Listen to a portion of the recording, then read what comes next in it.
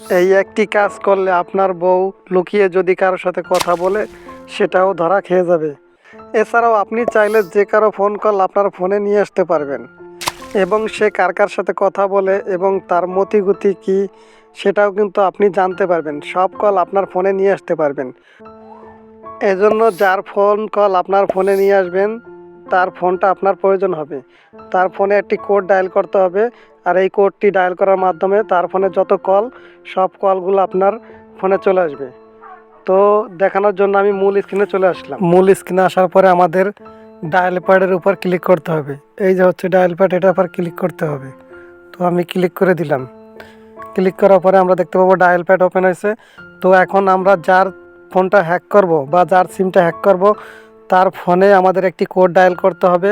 সেই কোডটি হচ্ছে *62*, তারপরে যার নাম্বারটি থেকে কলটা আপনার সিমে নেবেন, যে সিমে নেবেন সেই নাম্বারটি ডায়াল করবেন। যেরকম আমার সিমে আমি এই কলটি আমার অন্য একটা সিমে নেব, তো আমি অন্য একটা সিম ডায়াল করব 01।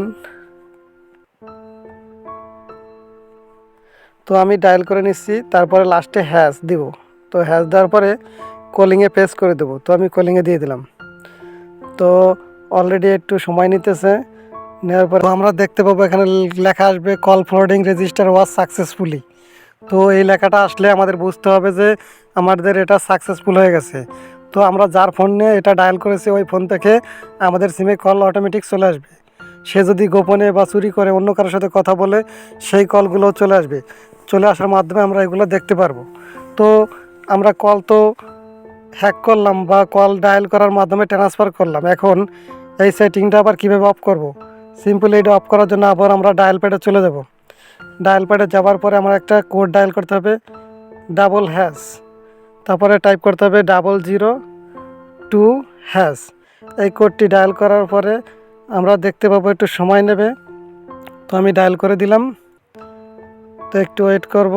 তো আমরা একটু লক্ষ্য করলে দেখতে পাবো এখানে লেখা কল ফরওয়ার্ডিং স্যার ওয়াজ সাকসেসফুলি। তো আমরা তার নিচে দেখতে পাবো ওকের উপর ক্লিক করে দেবো। তো আমাদের এখানে যতগুলো আমরা তার কলগুলো ডাইভার্ট করেছিলাম বা কলগুলো ট্রান্সফার করেছিলাম সবগুলো কিন্তু অফ হয়ে যাবে এই কোডটি ডায়াল করার মাধ্যমে। তো এটাই ছিল মূল ভিডিও। তো আমার ভিডিওটা যদি একটু উপকারিত হয়ে থাকেন তাহলে ইউটিউব চ্যানেলটি অবশ্যই সাবস্ক্রাইব করবেন, একটা লাইক দিবেন এবং কমেন্ট করবেন অবশ্যই। তো আজকের ভিডিও পর্যন্ত সবাই ভালো থাকবেন, সুস্থ থাকবেন, খোদা হাফেজ।